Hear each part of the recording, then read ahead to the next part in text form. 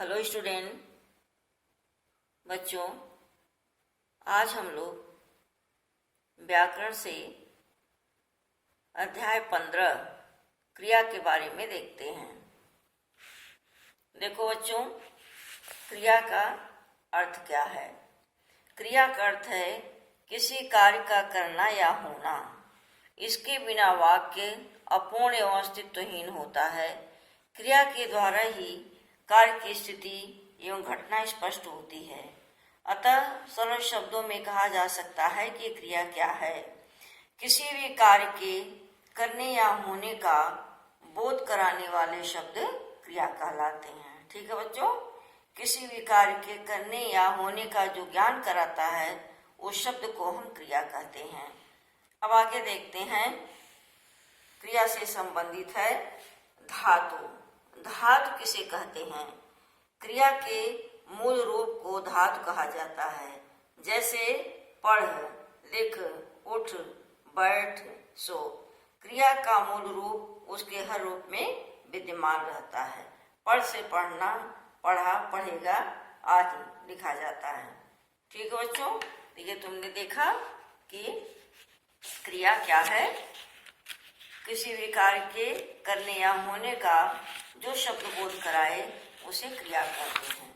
अब आगे देखते हैं बेटा, क्रिया के भेद। क्रिया के भेद, क्रिया के भेद दो आधारों पर किए जाते हैं। क्रिया को दो आधार पर बांटा गया है। सबसे पहले कर्म के आधार पर। कर्म के आधार पर क्रिया के दो भेद होते हैं। क्रिया के भेद के दो आधार हैं, कर्म के आधार पर और रचना के आधार पर। कर्म के आधार पर क्रिया के दो भेद हैं, अकर्मक क्रिया और सकर्मक क्रिया। अकर्मक क्रिया क्या होती है बच्चों। जिस क्रिया का फल कर्म पर न पड़कर कर्ता पर सीधे पड़ता है वह क्रिया कर्मक कहलाती है। जैसे अनीशा दौड़ती है। कौन दौड़ता है। अनीशा।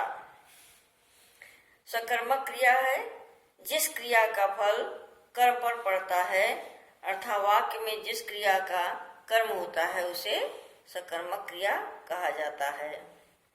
ठीक है बच्चों, अब आगे देखो सकर्मक क्रिया के भेद।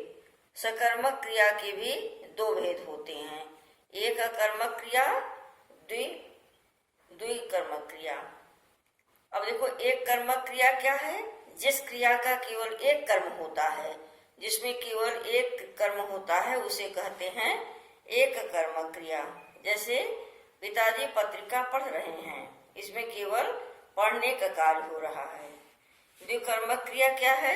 जिस क्रिया के दो कर्म होते हैं। जैसे सारिका ने सोनम को साड़ी दी। सारिका ने सोनम के लिए साड़ी दिया। दादी ने बच्चों को कहानी सुनाई। ठीक है बच्चों, दादी ने बच्चों को कहानी सुनाई। कहानी सुनाने का काम हुआ है किसको। बच्चों को। तो दो काम हुआ ना यहाँ। जैसे देख रहे हो, उपरोक्त वाक्यों में पहले वाक्य में सोनम और साड़ी दो कर्म हैं तथा दूसरे वाक्य में बच्चों और कहानी, अतः दो कर्म के कारण ये द्विकर्मक क्रियाएं हैं। ठीक है। एक और विशेष बात है, देखो द्विकर्मक क्रियाओं में एक कर्म सजीव होता है तथा एक निर्जीव होता है। इसमें मुख्य कर्म निर्जीव तथा गौण कर्म सजीव होता है। अब फिर देखते हैं बेटा हम, रचना के आधार पर क्रिया के कितने भेद हैं। रचना के आधार पर क्रिया के 5 भेद होते हैं। कौन कौन है देखिए। सामान्य क्रिया, संयुक्त क्रिया, नामधातु क्रिया, प्रेरणार्थक क्रिया और पूर्वकालिक क्रिया। ठीक है बच्चों, तो ये तो समझ में आया कि क्रिया क्या है, धातु क्या है, क्रिया के कितने भेद हैं। क्रिया के भेद दो आधार पर किए गए हैं, कर्म के आधार पर और रचना के आधार पर। अब हम लोग देखते हैं कौन कौन से इससे संबंधित प्रश्न हैं। एक बार से वो देख लो।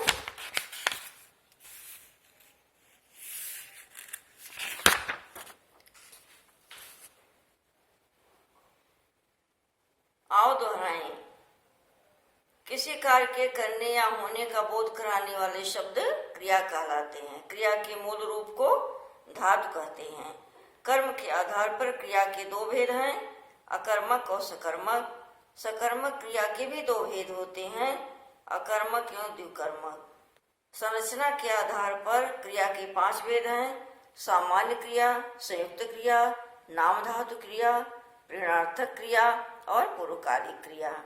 ठीक है बच्चों, तो ये तुम्हारा क्रिया पाठ हुआ। अब देखो बेटा, ये प्रश्न है, इसके उत्तर तुमको लिखना है। ये वैकल्पिक प्रश्न है, इसको भी देख लो और इसे भी तुम्हें अपनी कॉपी में करना होगा। Thank you student.